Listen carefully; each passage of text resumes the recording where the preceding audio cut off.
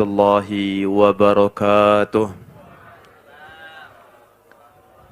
Bismillah walhamdulillah wassalatu wassalamu ala rasulillah wa ala alihi wa sahbihi wa man walah wa la hawla wa la quwwata illa billah. Siyadatul habaib asyarafa wa sa'adatul ulama'il fudala wa jami'il hadirin al-ahibba'il a'izza rahimakumullah.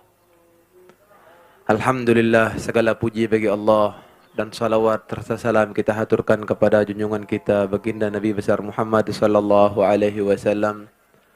Tak lupa juga salam hormat kepada para habaib yang hadir di tempat ini, yang mana ada Habib Fuad bin Abu Bakar Al-Kaf.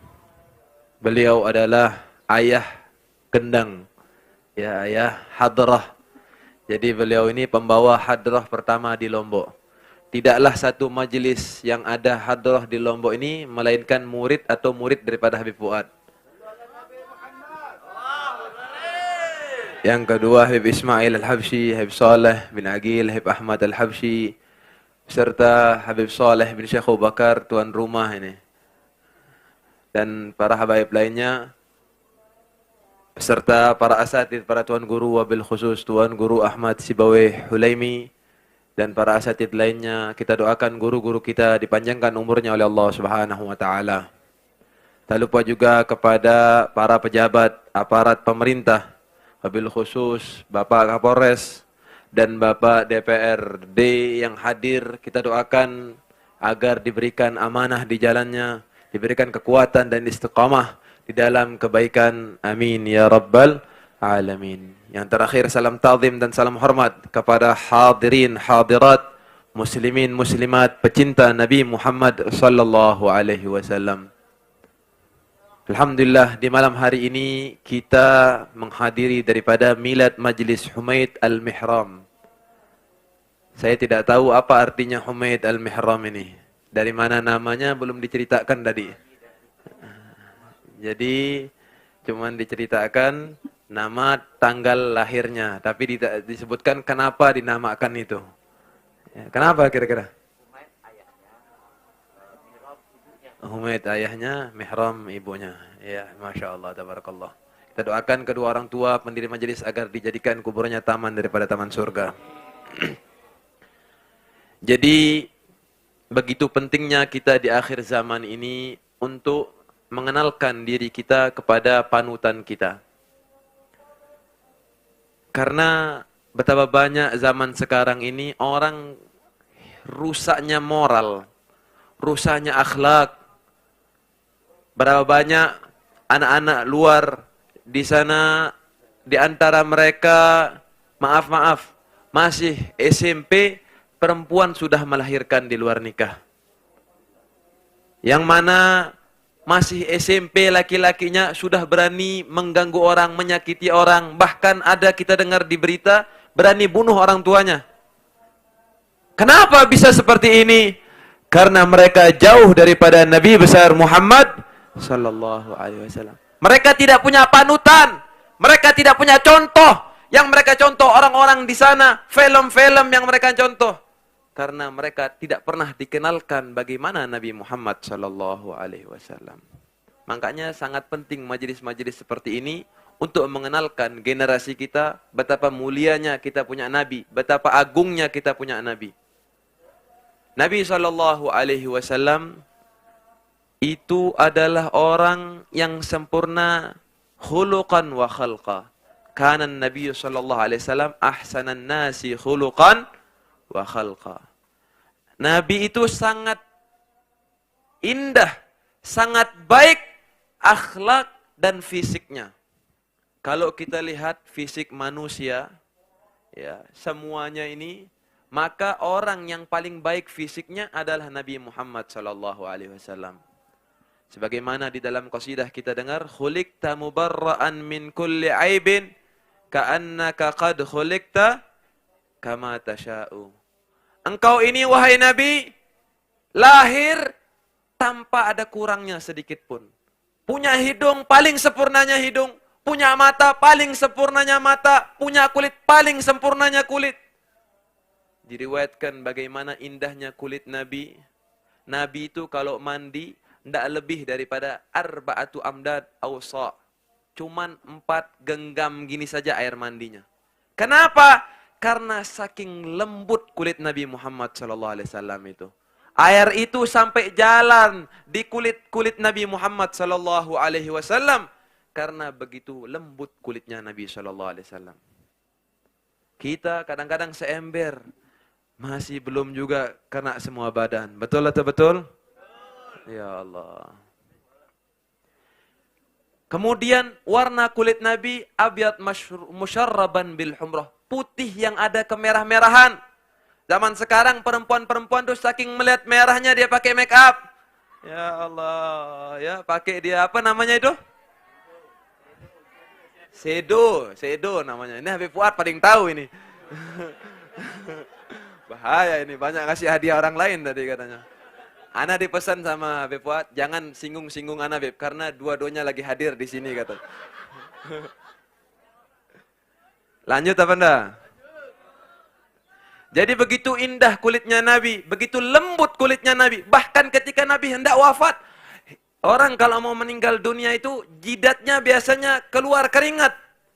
Ketika keluar keringat, Siti Aisyah ketika hendak menghapus daripada keringat Nabi, beliau memakai tangannya Nabi Muhammad SAW. Ketika ditanya, wahai Aisyah, kenapa engkau tidak gunakan tangan engkau? Kenapa engkau gunakan tangan Nabi? Kata Siti Aisyah, karena tangan Nabi lebih lembut daripada tangan aku, kata Siti Aisyah. Bahkan diriwayatkan Siti Aisyah ketika sedang menjahit,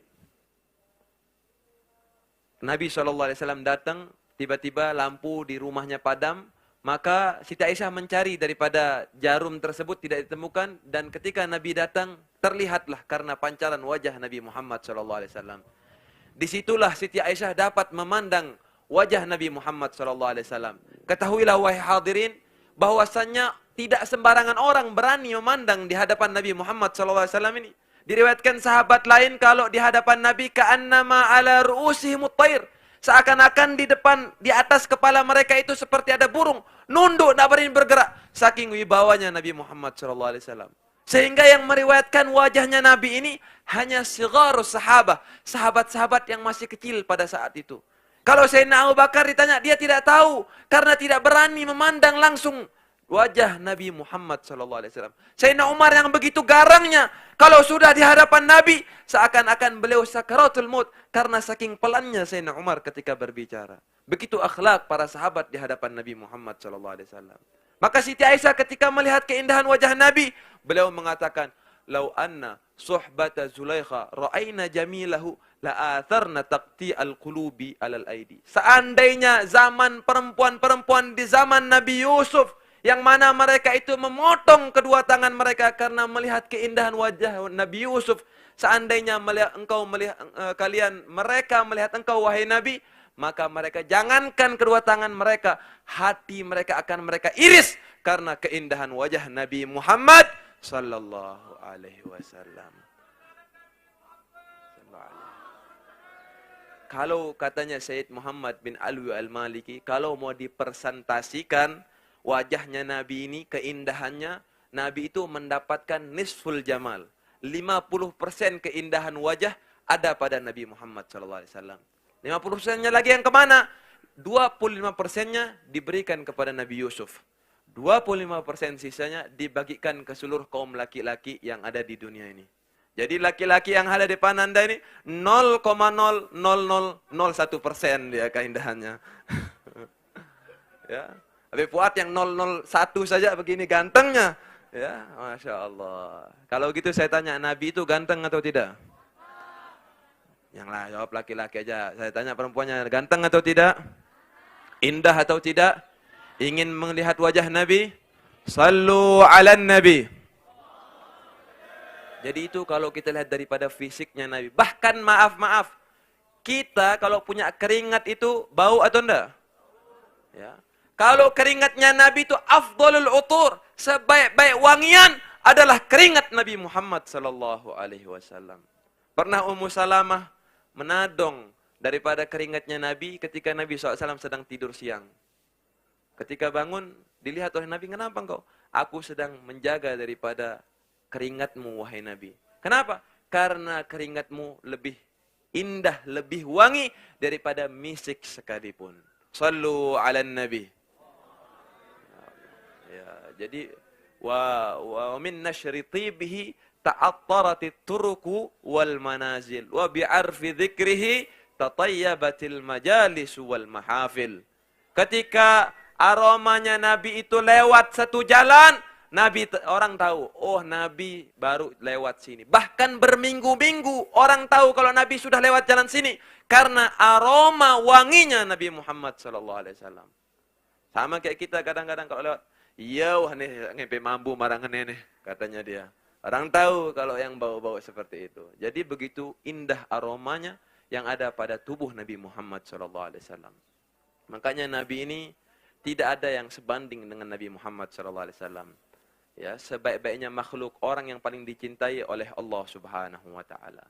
Itu kalau kita lihat dari segi fisiknya Nabi Muhammad SAW. Bagaimana dengan akhlaknya? Tentunya akhlak Nabi bahkan sudah cukup nabiyun lahu khuluqun lahu azzamar rahmanu fi sayyidil kutubi, katanya Abdul Haddad.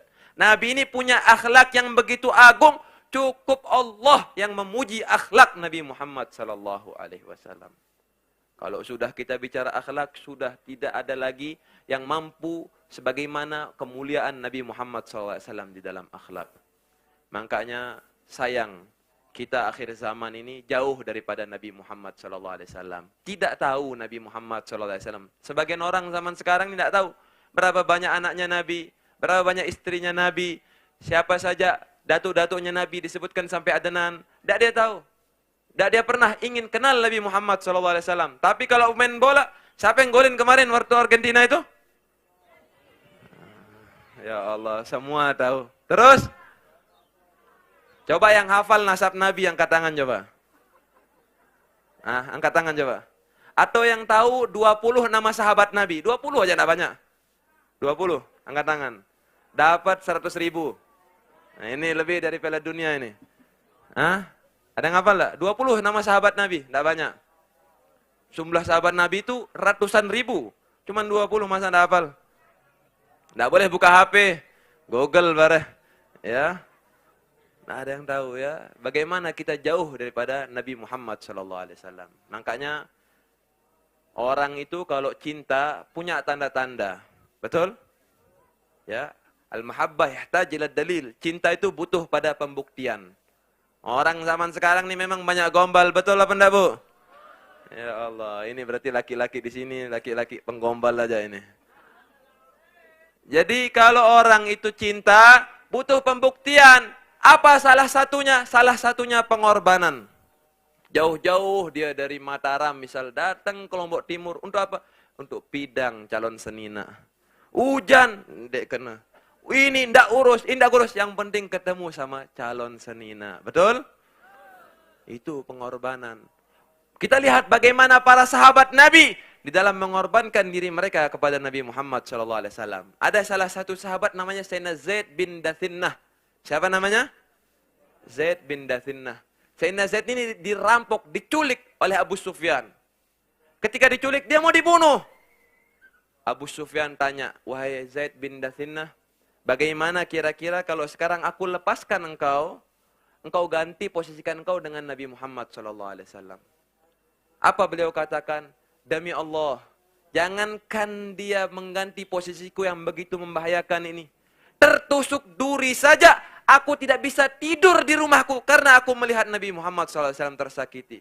Bunuh aku, penggal kepalaku. Yang penting Nabi Muhammad SAW selamat di dalam rumahnya. Begitulah mereka di dalam pengorbanan cinta kepada Nabi Muhammad SAW. Zaman sekarang ini jangankan untuk itu. Hadir majelis, kenapa tidak hadir? Hujan. Ya Allah, hujan karena alasan. Kenapa tidak hadir? Kejauhnya rumah Habib Fuad itu. Tidak tahu rumahnya di mana tapi. Ya.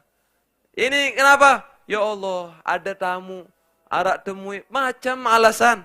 Ya. Bagaimana ngaku cinta kepada Nabi Muhammad SAW? Maka paling sedikit tidak kita korbankan diri kita. Makanya kita ingatkan juga kepada orang-orang yang menistakan. Jangan nistakan Nabi kita. Ya, nanti lahir dari Mas Bage ini orang-orang yang ingin mengorbankan dirinya karena cinta kepada Nabi Muhammad SAW. Betul? Ya, zaman sekarang nih begitu mudah orang menistakan Nabi, menghinakan Nabi.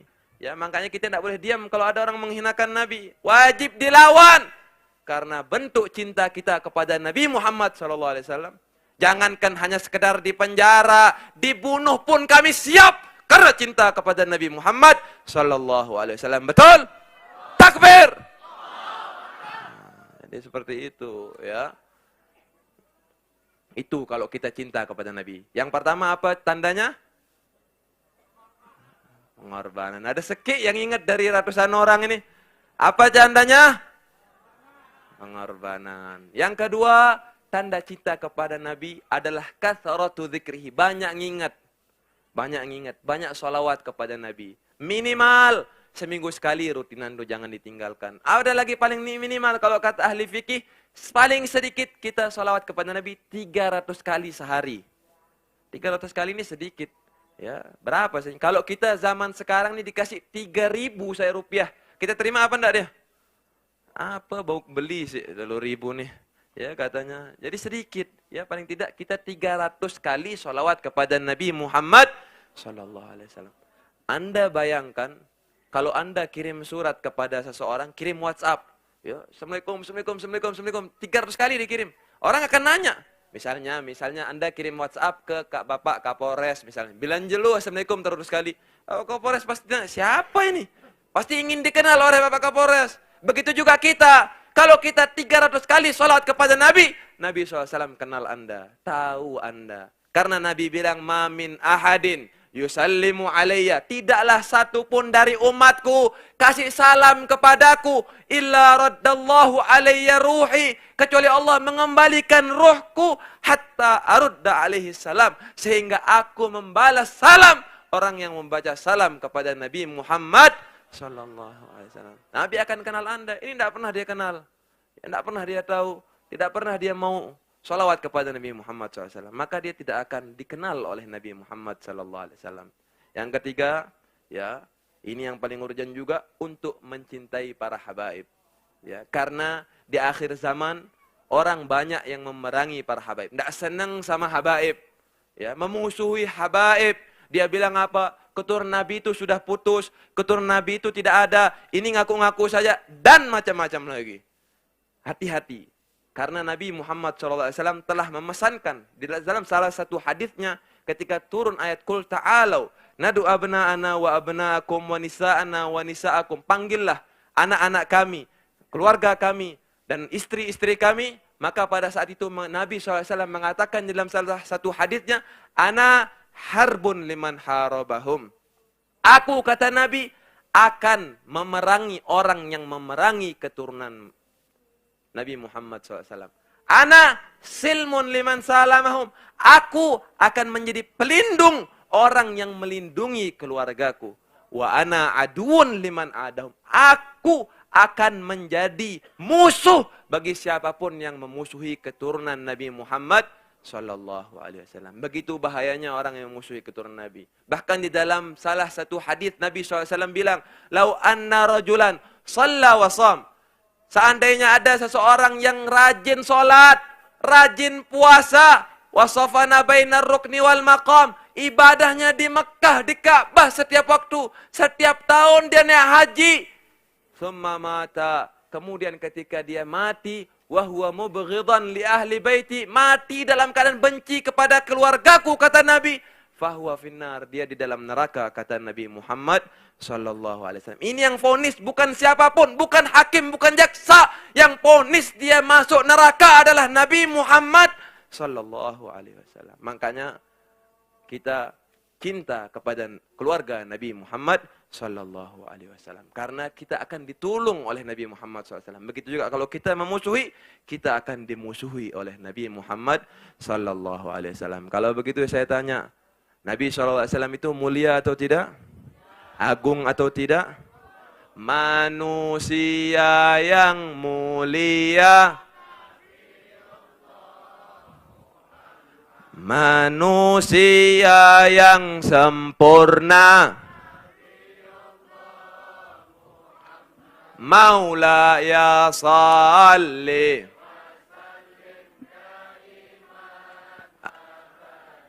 ala habib.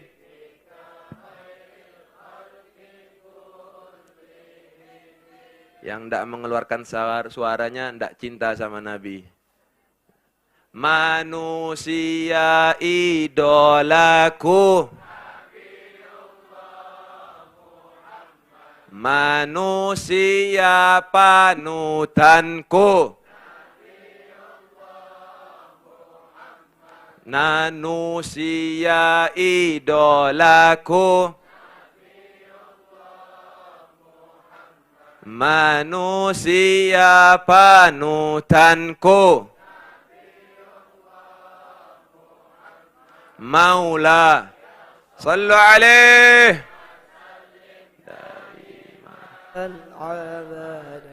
على حبيبك خلق كلهم. Rindu tidak sama Nabi? Cinta tidak kepada Nabi? Ingin berjumpa dengan Nabi? Kami rindu padamu. Nabi Allah Muhammad, kami cinta padamu. Nabi Allah Muhammad, Maulaya salli wa sallim daiman abadan ala habibika khairil Sekali lagi. kullihim. Maulaya salli wa sallim daiman abadan ala habibika khairil khalqi kullihim. Lanjut dah. Malam-malamnya bersolawat orang mas bagi ini luar biasa. Ya, mulai mata orang pada tidam dengan niki, masya Allah. Ya, luar biasa. Ya, terakhir ada amalan. Ya, sekarang nih akhir-akhir ini banyak bala, banyak musibah, betul? Ya, amalannya apa? Pertama kita taubat sama Allah, minta ampun sama Allah. Tidaklah bala itu turun kecuali karena naiknya dosa. Taubat sama Allah, minta ampun, istighfar kepada Allah Subhanahu wa taala. Yang kedua, baca laqad ja'akum rasulun min anfusikum sampai raufur rahim. Hafal? Coba baca sama-sama. Laqad ja'akum azizun harisun bil mu'minin. Baca minimal dibaca 1 kali sebelum tidur. Lebih baik lagi dibaca 7 kali. Lebih baik lagi dibaca setiap habis sholat. Dibaca. Apa fadilahnya? Siapa orang yang membaca itu, dia tidak akan terkena musibah. Jadi di antara sholat dia tidak akan terkena musibah. Dia tidak akan tabrakan, tidak akan kena gempa, tidak akan kena banjir, tidak akan kena ini. Karena membaca daripada ayat tersebut. Bahkan orang yang baca itu sebelum tidur, dia tidak akan meninggal. Tidak akan dicabut pada hari itu. Ya, diriwayatkan ada orang tua sampai 120 tahun sampai malaikat ngeluh. Kapan dia lupa baca orang ini? Mau dicabut, masih dia baca. Mau dicabut sampai dilupakan dia untuk baca di malam hari itu, dicabutlah nyawanya. Makanya hati-hati kalau lupa nanti malam ini. Ya, dibaca laqad ja'akum itu 1 kali sebelum tidur, ya. Kemudian baca bismillahirrahmanirrahim 21 kali sebelum tidur. Aman kata Nabi dari kebakaran, tidak bakal kebakaran di hari itu. Aman daripada pencurian dan aman daripada banjir. Ya, tidak bakal di hari itu kena ada pencuri, tidak apa. Cuman berapa? 21 kali. Bismillahirrahmanirrahim, bismillahirrahmanirrahim, bismillahirrahmanirrahim. Jadi seperti itu. Ya, kita berdoa kepada Allah. Semoga Allah memberikan keistiqomahan kepada kita, memberikan taufik hidayahnya untuk senantiasa kita bisa kenal kepada Nabi Muhammad SAW dan Nabi Muhammad SAW kenal dan cinta kepada kita. Amin ya rabbal alamin. Wal afu minkum. Wassalamualaikum warahmatullahi wabarakatuh.